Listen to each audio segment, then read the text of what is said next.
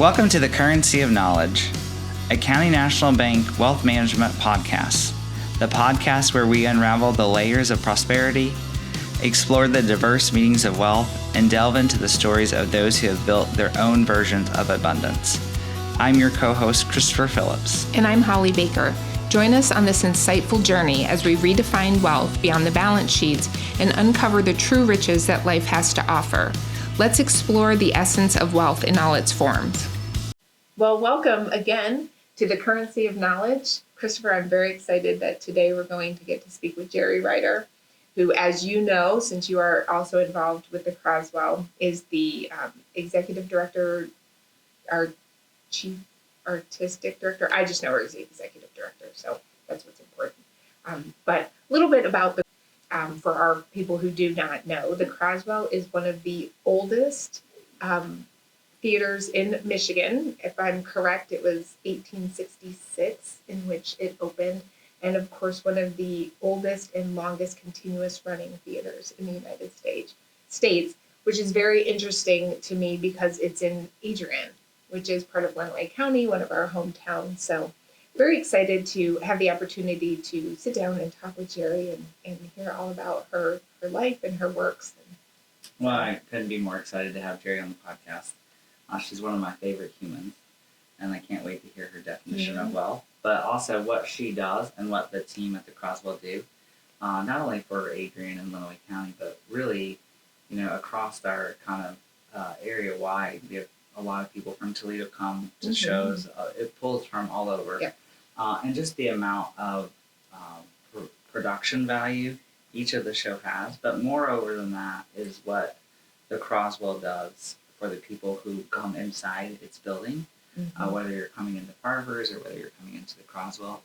It provides a sense of community, and I really think Jere and her team there are very intentional about creating that community, and can't wait to have some conversation around it. Absolutely. Excited.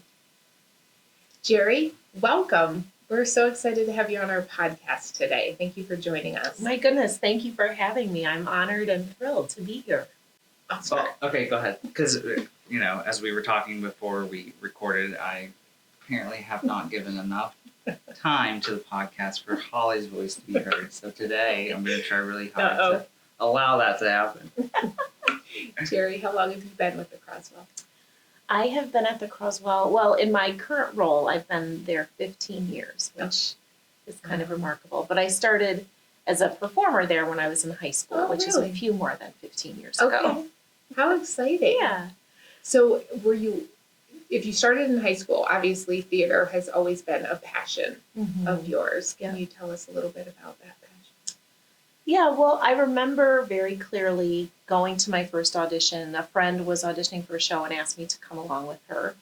And so we got there and it was a play. We read from the play with Bob Soler, who really is, in the history of the Croswell, is really considered the man who believed that it could be more than just a place where people came to see shows. He really dreamed that it could have higher production values and that it could be more of an anchor in the community, and he really made that so. So it was thrilling to get to read with him and then to experience what that's like to be in a show where the camaraderie that you develop amongst the people in the cast, and then how the technical folks bring the set and the lights and the costuming and all of those things to life, and then you get to perform for people.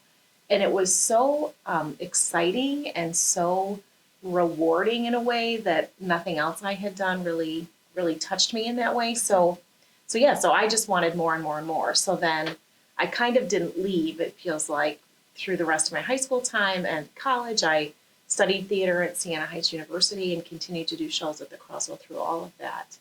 But then, I had no intention of making my life in theater. I didn't think that would be a viable career for me. And my dad insisted that I take accounting, so I would have something besides acting under my belt. So really, the early part of my career was in fundraising, and so came back to the Croswell in 2009 when things really it was a difficult time for everybody, if you recall how tough the economy was. So, so I've been back ever since, and we've had quite a time. So you worked in higher education. I did, yes. I was a fundraiser for Siena Heights University for 6 or 7 years, and then I was at U of M for 2 years before coming back to be at the Croswell.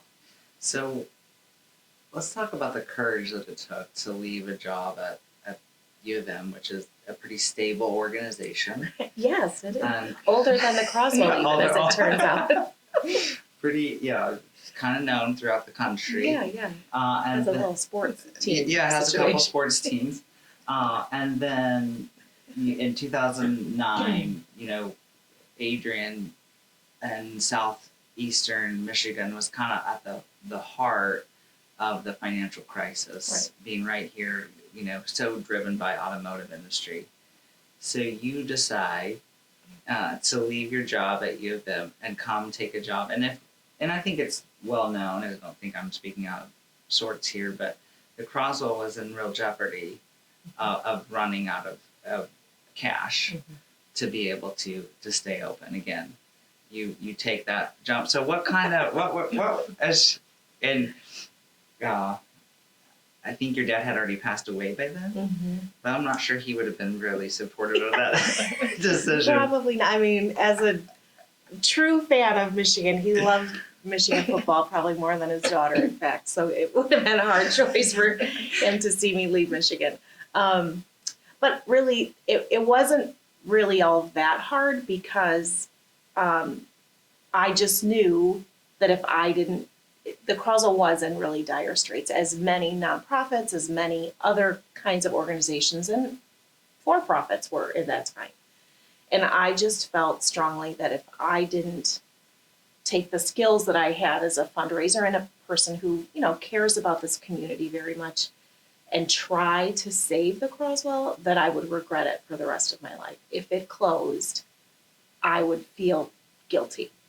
So I didn't, you don't want to live with that, I guess. And so, so it really wasn't a hard decision in that regard. And I really didn't know what I was going to do, and I didn't know how to do that. I mean, now things that are a part of my everyday life at the Croswell, I had no idea how to do those things at that time.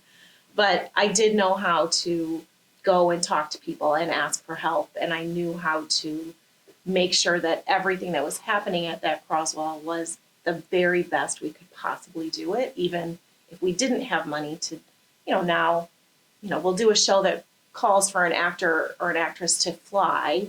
We'll pay for a company to come and do that. We didn't have that kind of resources in that time. So we had to be very creative and figure out how to make things spectacular and special without some of the bells and whistles we're able to do today. And we've really dug in and really committed to doing that. And I think a big thing was replacing, returning people to feeling prideful about the Croswell, both the people that worked there and the people in the community, feeling like, oh yeah, this is part of my community. It's important to me that it's doing well, and getting people to remember that and feel that in their heart again, I guess, was really like, that's what we did. And we said yes.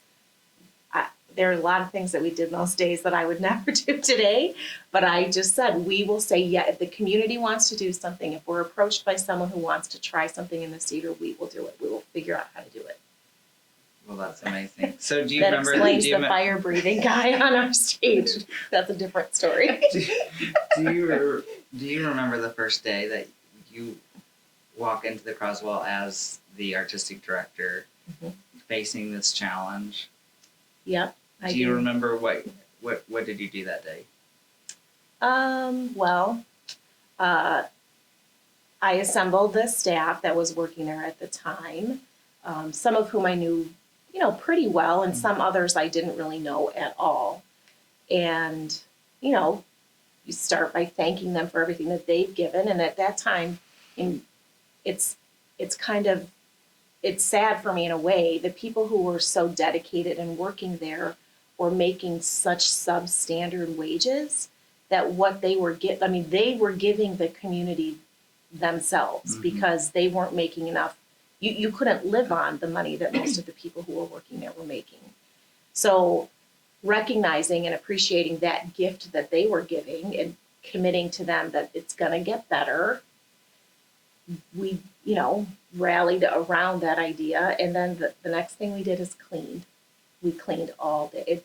So many spaces had just been kind of ignored and left to, just be the way they were. Right. Again, I think there was a lack of pride in some of what was going on. And so we cleaned and threw a lot of things away. I didn't know that. That's yeah. that's fantastic. Yeah. It's sort of like, get your hands dirty. We're going to get this thing not only cleaned up physically, but we're going to clean up the whole organization. Yep. And you've done a fantastic job. So just fast forward a little bit. So 2009, you start. Mm-hmm.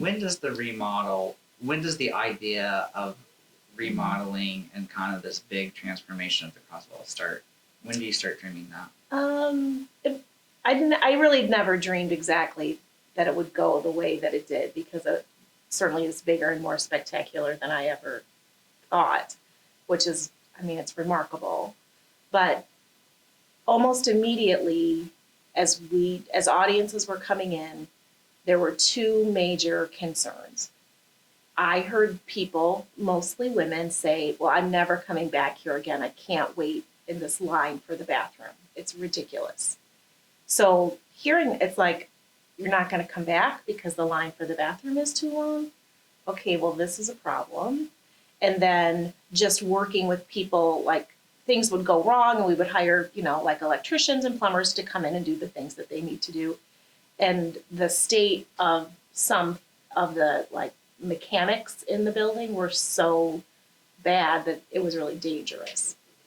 So I met with the board was along for the ride, obviously, and we started the idea of a fundraising committee with a goal of adding bathrooms and replacing the electrical systems in the building. Those were the two goals that we had for that project, for that campaign. And thinking, maybe that would cost about $2 million and maybe we would be able to raise that, maybe. So then really inspired by Steve and Sally Hickman and Chris and Emery Schmidt and Julie and Alan Britton and some other people, I was inspired to think bigger, and with the support and the help of Dwyer Philanthropy, Sheila Dwyer-Rivet, we did dream bigger and got architects involved, and holy smokes, who would have thought it? So we did all that. A lot of that work happened in 2014 and 15. And we were also really spurred on in an incredible way by Julia Argyros. So Julia grew up here in Adrian. She very close friends with Julie Britton. And Julie and her husband have been quite successful in Southern California. And they came back, and we had a special luncheon for them on stage, and Michael Lackey sang. And it's interesting, it's one of the first times that Kyrie, now Chris, we had her come and sing because she had just done a show at the Croswell, and I was just so blown away by her performance. And now we work together every single day, so that's kind of fun. But so we really, it felt like we just pulled out all the stops to impress Julia with what we were doing. And we knew we needed bathrooms, but we hadn't really dreamed anything bigger than that. And she gave us a $1 million gift that day. It gets me choked up thinking about it. That was quite a lunch. That's a good day. Yes, it was really remarkable. And we have the most beautiful picture of Julia and George. We had just finished the musical Shrek, and we had built, with the help of a lot of people, this incredibly beautiful dragon, which is part of that show.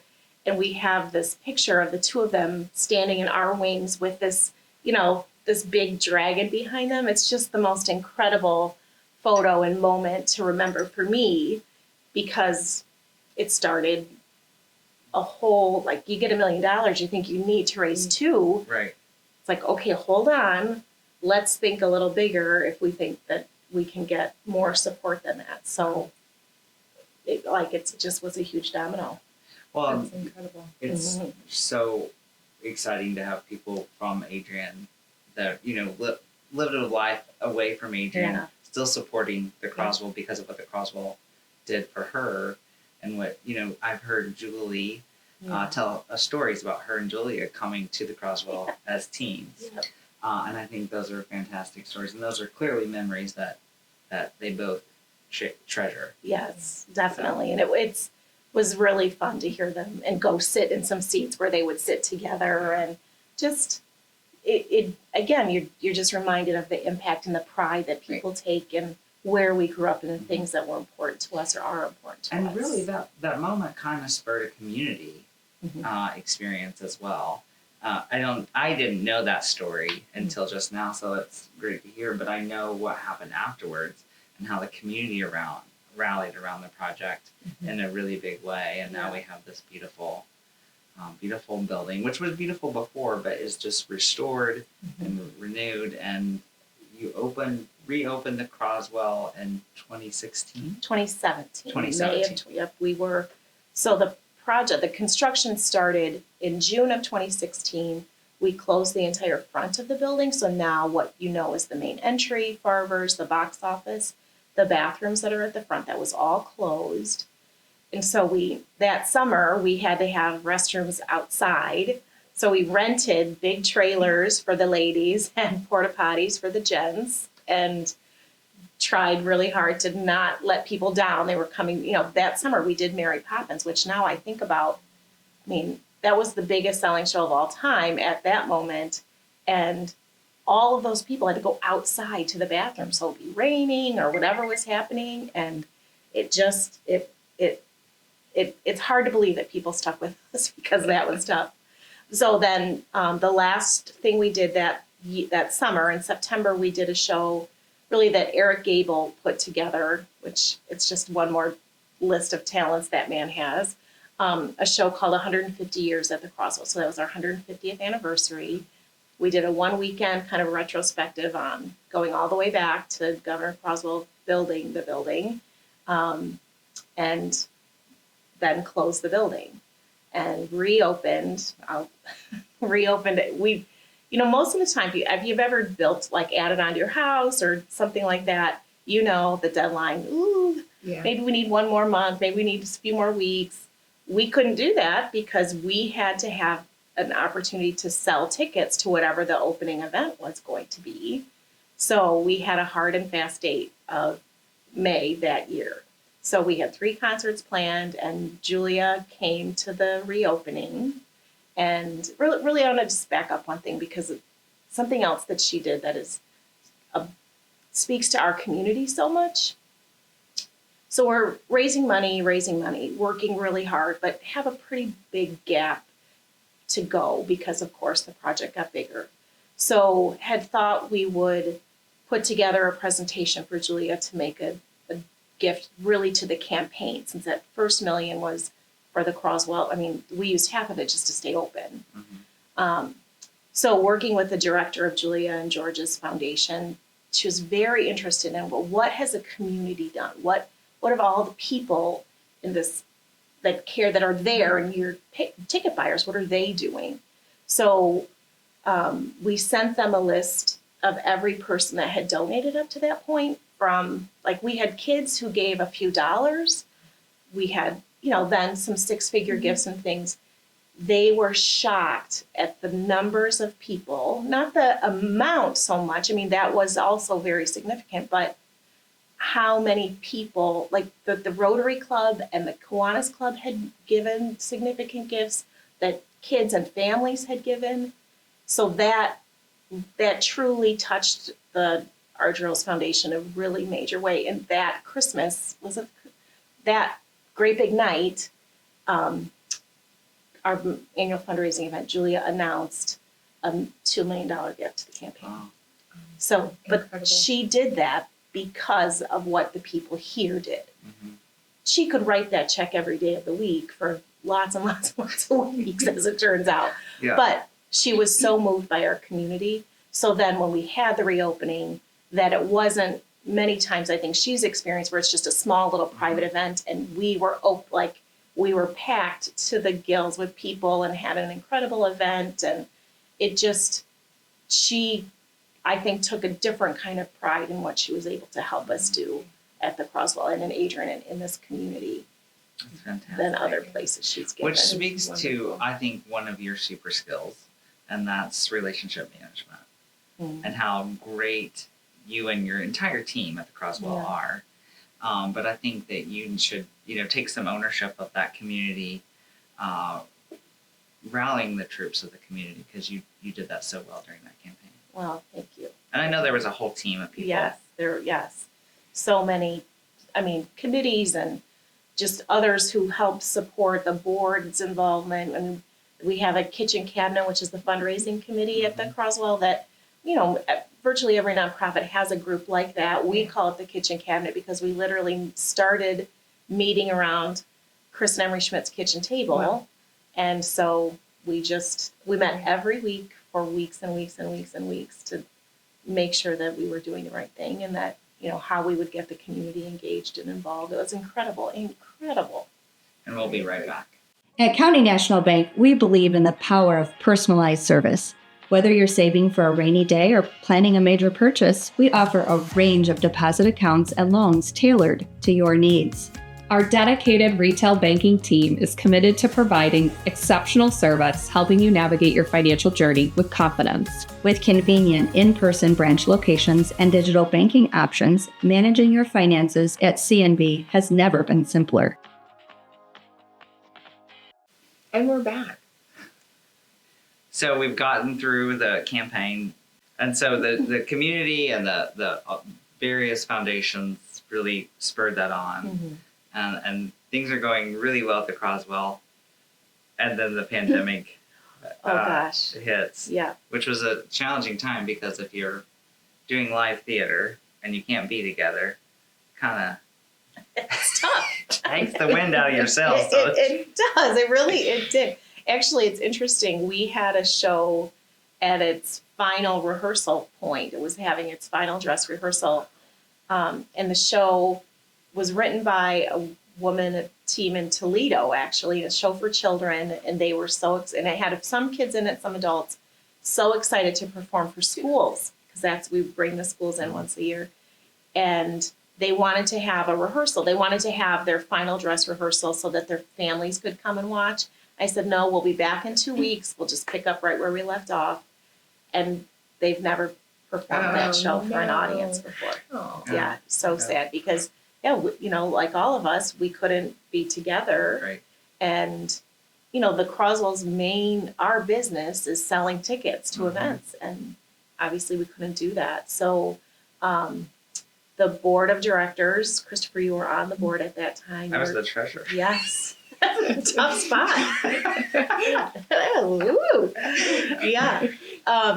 So we met every day on Zoom, and the Croswell staff, we worked from home, but then not very long after that, just like not even maybe the 2 weeks, we started coming to the office and working separately in order to figure out how are we going to be able to pay our bills, continue to pay the people that work there if we could, and just take care of that building, which is kind of interesting that it lived through the Spanish flu pandemic in 1919. So we knew that it had withstood a lot, so much in its history, and that it was just our job to keep working and stewarding it forward. And the board really did a great job of directing us and making sure that we stayed on the path in the right way. The way that we survived truly was the community rallied around us again. We started a fundraising campaign almost immediately. People recognized that if they could give, they should, in order to help the building stay strong. And then, we had great friends. County National was an incredible partner in that time, helping us to really make sure that when there were opportunities, there was different grants and things that were available, and that we didn't miss a single opportunity. And when paperwork needed to be filled out, when we had questions, County National was really, I can remember on the phone in my backyard, walking around 6 or 7 o'clock at night on the phone with someone from County National, making sure that we had our paperwork in for an opportunity that was available. how was that even? I mean, they were taking care of their own homes, their own business, and yet prioritizing what we needed so that we could get through it. Well, thank you It was for that. awesome. Yeah. It was incredible. Yeah. We're really proud of the work that our team did during the pandemic. You know, we had people working 24 hours a day because as a community bank, we understood how vital we had to help as much as we could keep our nonprofits going, Yeah. all the small businesses going, and I think we did a good job. So appreciate you acknowledging Well, and sharing that story. it was, you know, when the chips are down and you have to call on your friends to help you, County National was a very good friend to the Croswell Opera Thank you. House. So, Yeah. thank you. Yeah. Well, we're going to transition to our question that we always ask, which is my favorite question.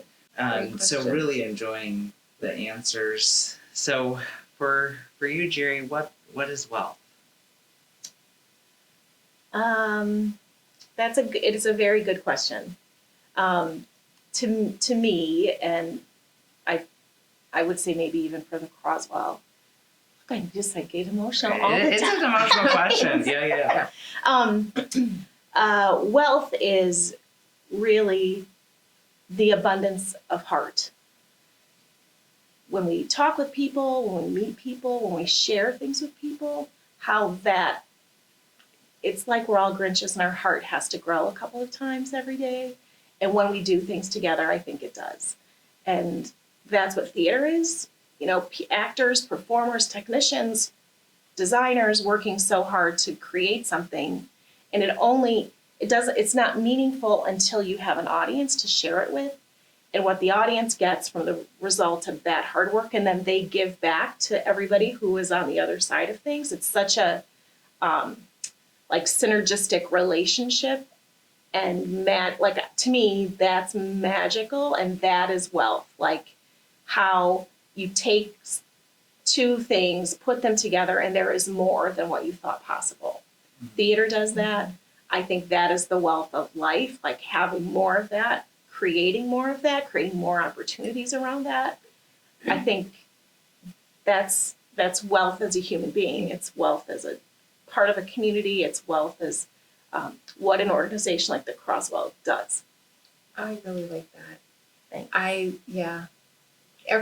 have to say, from start to finish, all of the answers we've received have been wonderful, but they just keep getting better. They do. They really It does. do. Yeah. And it's probably our last one for this year, but I love how this one might be ending it. Yeah. Yeah. Thank Well, you. and I think you live that every day, right? I mean, you give so much to the Croswell, but what you do when you're around you, you're the exact what Maya Angelou said is, you know, I will, and I don't know the quote exactly. We all have copies of it at our desk because this is the quote that Joe really loves and values and supports. Is Maya Angelou something? People will forget what you said and did, but they will never forget how they made them feel. And what you do when you're around you and when you're at the Croswell is that you make everyone that you come in contact feel loved, appreciated, and valued. And as humans, that's all we want, right? That's we're kind of basic beings. We want to be valued and loved, and you do that. And so appreciative of the time that I get to spend with you. So appreciative of the time today and all the work that you and your team do to make our community the place that it is. So thank you very much, Jere. Thank you. Thank you so much, both of you. Well, welcome, Christopher, to, I guess, for this year, our last episode of The Currency of Knowledge. From my perspective, I have enjoyed every moment of our 12-ish episodes with you and with our guests that we've had. So thank you for allowing me to come on this journey with you. Well, I can't imagine doing it without you, Holly. And, we tease a little bit about, just the way that we communicate and, who's doing the talking and who's not doing the talking. But I think your insight into the conversations have been super valuable, both for our guests and for our listeners, as well as me. I enjoy spending time with you. I think we've done really, for a first time podcast host, I think we've done a pretty good job. Yeah. I mean, I think we haven't gone viral worldwide yet. I feel like that's next year. It's happening. So it's getting there. Yeah. But, when I think back to our very first one where just you and I sat down and we talked about what wealth was to me and wealth was to you. And then we've gone on this journey with our various guests at different stages in their life, at different ages in their life. So, and different experiences, good and bad, from health scares to all sorts of things. So I'm curious to know, what is your favorite podcast or podcasts? It's hard. They all feel like a little bit a piece of us. Like, they all feel like something that we are helping to create and have conversations and move the needle about really trying to get to the core of your value, the values that we hold, and then helping those people achieve whatever, expand on those values and those goals. So it would be really hard for me to say what is my favorite, but I do think the two that pop out of the I just kind of keep going back to is one, I think the one that we just recorded with Jere and the way that she defined it was particularly moving, and the other one would be the Miller girls. Oh, yeah. I think that they both hit it on the head, and as maybe because of where I'm at in my parenting point, I've got a 22-year-old and an 18-year-old, and for them, I think the Miller girls said helping others, and we want our kids to be successful, but more than anything, we want them to be contributing members, not only to society but to their friends and to their family. And I think both Libby and Katie hit the nail on its head on that one. And it just the way it just sort of naturally came out of them. It felt very sincere, very authentic, and really appreciated those definitions. Yeah, absolutely. So for you, Holly, which one speaks to you the most?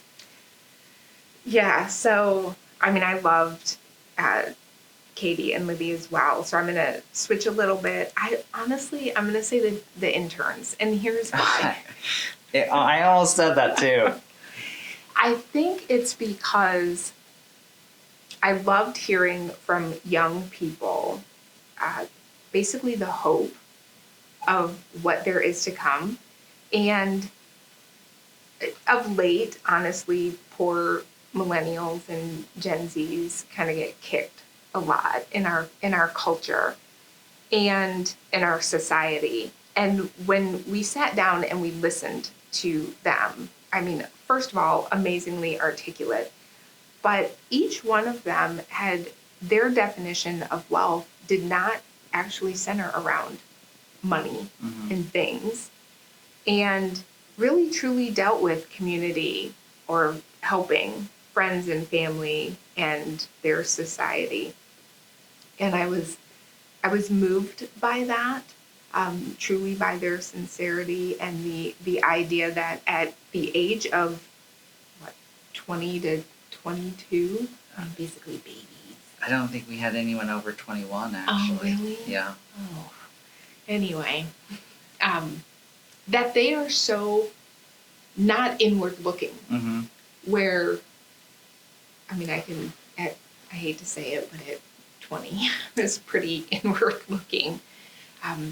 So I loved that. I loved that about having the interns speak. And then probably the one then that touched my heart the most after that, honestly, would have been Jed and Jenny and their story. That one is always so powerful to listen to, because I didn't know Jenny when she was sick, and so I only know her as this strong community leader, active person, and to know that she was really, really sick, and the way that the community rallied around her and her experiences, and then just from Jed's perspective as well, looking at it and knowing that he had 4 little kids, Right. that he was, working, raising, and being her caregiver at the same time was pretty impressive. So that story.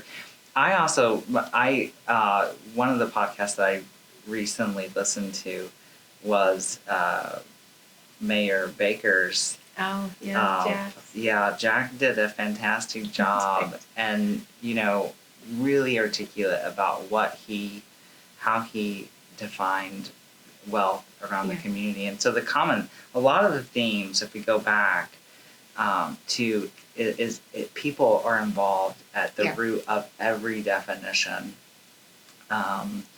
except ours when we started. Right. Right. Well, and interestingly, of the 12, nobody answered money. Nobody said, wealth to me is my net worth at the end of the day. Now, we understand sometimes your net worth plays into other definitions of truly what wealth is to you. But I think at the start of our podcast or our journey, I expected at least one person, and maybe the younger people, to say net worth. Right. How much is in my checking or savings account? But you're right. It all centered around family, community, and health. So your definition at the beginning was flexibility. And so now that we've traveled down this and we've heard all sorts, and we're a year later almost, has yours changed? I think it has, and the value of, I still value flexibility. It's not that I don't want flexibility in my life, but to really understand that your wealth comes not in your ability to do things, but your ability to connect with people, and your ability to have conversations, and really understand people. And I want flexibility in my life for my family. I do. But I think these conversations have proven that if we just take a little time, grab a coffee with someone, I think it's good to talk about values. It strengthens our own values. It helps redefine, as it has redefined. Right. These conversations have helped redefine mine. And I've learned from every single, going back to I don't remember if Cynthia was our very first podcast. I think so. Pretty close. Well, Amber was our very first. yes. And her story. And, again, different circumstances, but in both Amber's story and in Cynthia's story, resilience is the word that is kind of the common theme there. Just like, I will go the next step. I don't know how I'm going to take the next step, but I'm going to figure it out and I will do it. Yeah. And I think that was a great conversation. Yeah, absolutely. Good. Love it. So, our next adventure. Yeah. Where do we go? Well, I want to continue these conversations with all of our communities. I'd like to throw in a little bit, some education, maybe some banking experts in the different fields to learn a little bit about what we're doing inside the bank to help people, grow that net worth or grow that business or do those things, because that's all important as well. Yep. But I think instead of asking what is wealth, I wonder if we could ask people, what is your unique value? Okay. I like that. What would your unique value be? Oh, Just a teaser. Just a teaser. Because we're going to have to do the... We're going to have to work on it. This may surprise people who... I don't think this will surprise people who know me. But I think one of my unique value is the ability to have really tough conversations with people who may disagree with me, and not intend any. I'm always going to try to persuade you to my way, because that's just the way I was designed. But I can respect and honor your position, so we can both cohabitate in the same place, and move the needle forward, but with maybe a different little Sure. flair. So I think to kind of just restate it again, it would be the ability to have conversations with people of diverse thought. I agree with it. I think that's, yeah. Well, and I think you're really good at the curious conversation. You know, the way in which you interact or ask people questions allows them to express themselves. So, It's nice to hear. yeah. So your unique Oh, value.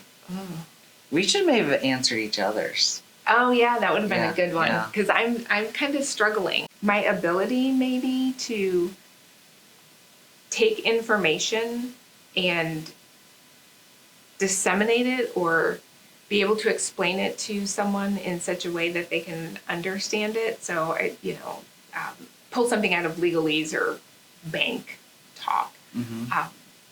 That I guess. I guess that's what I'll say. That's good.